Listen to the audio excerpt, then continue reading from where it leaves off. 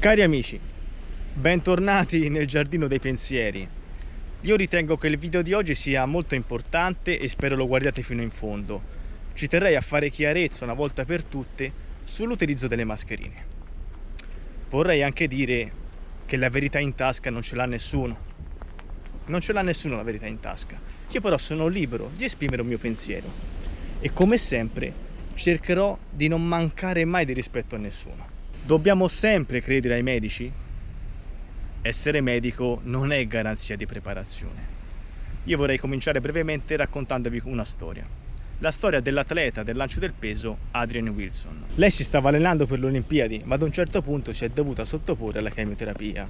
E lo specialista della chemio, l'oncologo, le disse che poteva ritenersi fortunata se sarebbe riuscita a camminare. Altro che Olimpiadi. Chi è l'oncologo?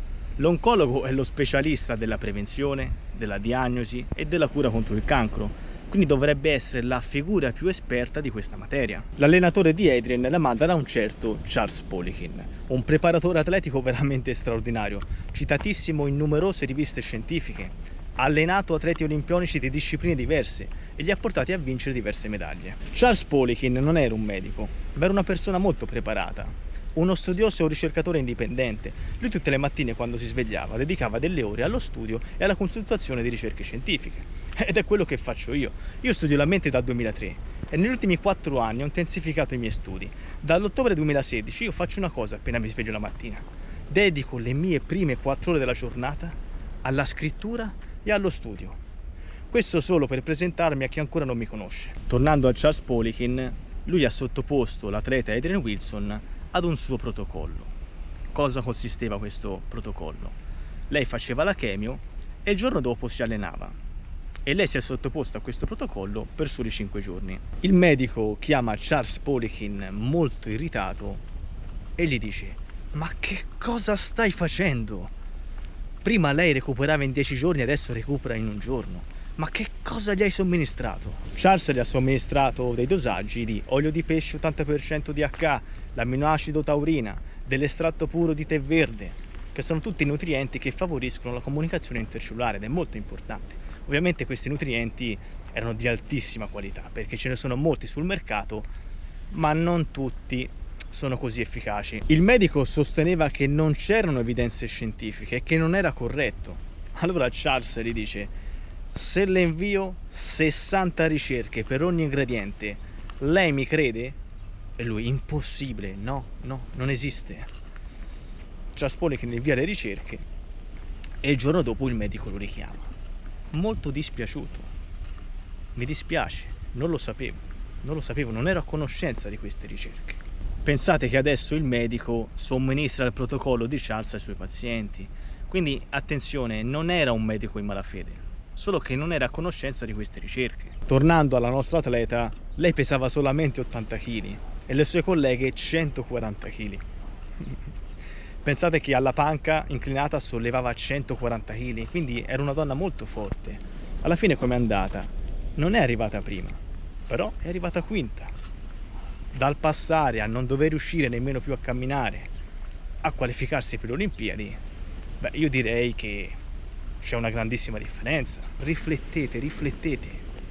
Come può un allenatore, un preparatore atletico essere più preparato di un medico specializzato che per tutto il giorno vive e respira quel lavoro? Cioè, è lo specialista più preparato di quella materia. Questa storia ci deve fare veramente tanto riflettere, ma proprio tanto. Io credo che serve a tutti chi lavora nel campo della scienza, nella medicina. Serve un bel bagno di umiltà, me compreso, a tutti serve un bel bagno di umiltà. Ma questo perché? Perché essere medico non è garanzia di preparazione, oppure fare affidamento alla scienza non è garanzia di verità. Il nostro oncologo della storia reale ha fatto affidamento alla scienza, alle sue conoscenze scientifiche, ma sono state sbugiardate. La scienza può essere sbugiardata domani quando arriva il nuovo Galileo Galilei di turno e la mette in discussione, la capovolge. Quindi non ci sono saccenti medici, nessuno ha la verità in tasca. Serve un bel bagno di umiltà e confrontarsi sulle idee di pensiero diverse.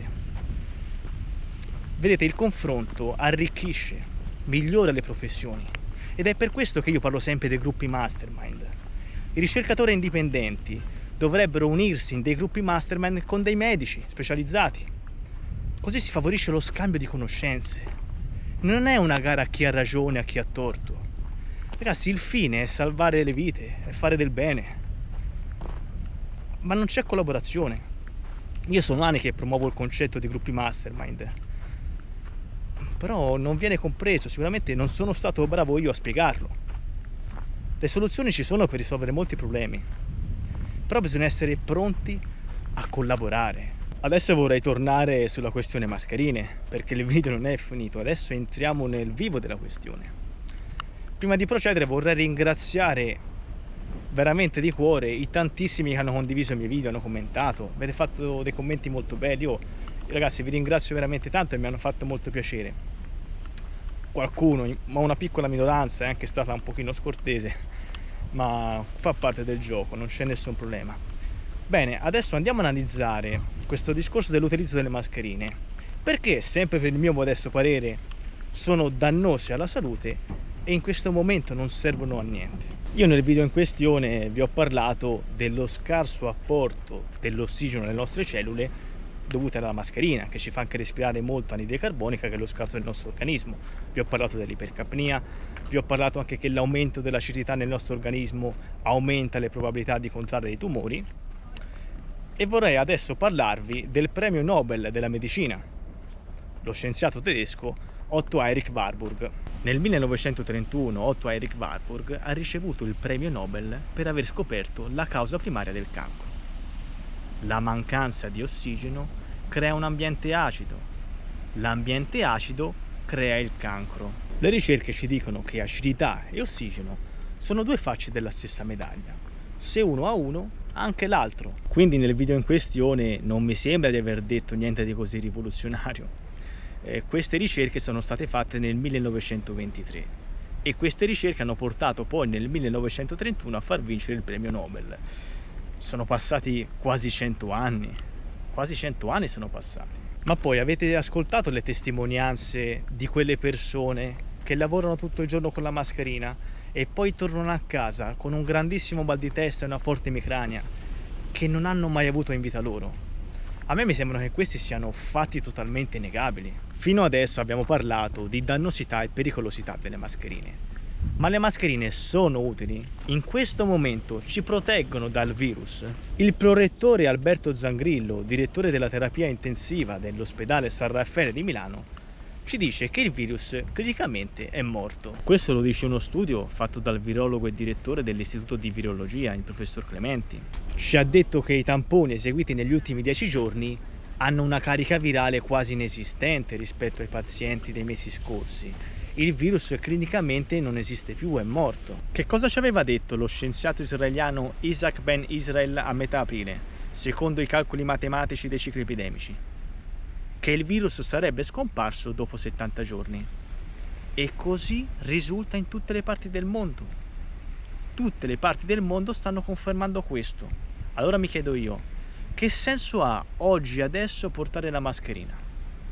Io ve lo dico perché continuo a vedere persone che corrono, fanno attività fisica con la mascherina, ma non c'è niente di più dannoso. Vedo persone in riva al mare sedute su una panchina, sole, senza nessuno intorno, che guardano il mare con una mascherina. Io vorrei mettere una fine a tutto questo. Ci sono veramente delle persone che stanno mettendo a rischio la loro salute. Io ripeto, questa è una mia opinione. Io oggi spero di essere stato più esaustivo. Signori, dal Giardino dei Pensieri per oggi è tutto. Iscrivetevi al canale perché ne vedremo delle belle. Questo è solo l'inizio. È solo l'inizio. Sta per cominciare la mia trasmissione che si chiamerà Interviste Primordiali.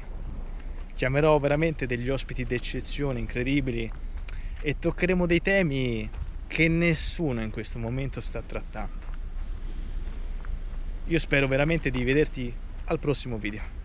Ciao!